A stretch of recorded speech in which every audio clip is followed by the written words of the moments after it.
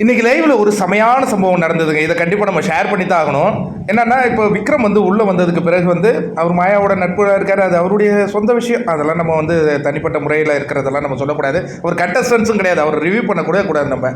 ஆனால் பார்த்தீங்கன்னா, big Boss season 7 title வின்னர்னு அடித்தா இவர் பேர் வருதுன்னு சொன்னார். அதனால் அவர் ரொம்ப சந்தோஷப்பட்டுக்கிட்டு இருக்காரு. இப்போ என்னென்னா, அது ஒரிஜினலாக நடந்ததுக்கப்புறம் அவர் பேர் வராது. இந்த இது என்னதுப்பா, ஒரு ரூம் ஒன்று இருக்கும்ல, அதில் பொருட்கள்லாம் அனுப்பி விட்றாரு பிக் பாஸ். எல்லாம் வந்து எடுத்துக்கிட்டு இருக்காங்க. உடனே இவர் காமெடி பண்ணுறாராம், தனது காமெடி திறமையை காட்டுகிறாராம். சார் எல்லாம் வந்துடுச்சு சார், அந்த சீசன் 7 கப்பு மட்டும் இன்னும் வரல சார், வந்தால் அதை நான் எடுத்துன்னு போவேன் சார் அப்படின்னு. ஒன்று ஆர்ஜே பிராவோ, சார் அப்படியே 2 கிலோ மிக்சர் அனுப்பி விடுங்க சார். நான் இந்த பையனுடைய முகபாவம் போனதை பார்க்கணுமே. சரவண விக்ரம், டே நீ அதான்டா ஒரிஜினல், நீ மிக்சர்ரா. என்னமோ வந்துட்டு இந்த அக்ஷயாவும் சரவணனும் அப்படியே பயங்கரமாக அவங்க என்னமோ கிழிச்சா மாதிரி இப்போ பேசிட்டு உட்காந்துருக்குறாங்க. அப்போ இருக்கும்போதெல்லாம் ஒன்றும் காணும். மிக்சர் 2 கிலோ அனுப்பி விடுங்க சார் அப்படின்னு ஒன்று வந்து பார்க்கத்தான் பாருங்க ஆளு.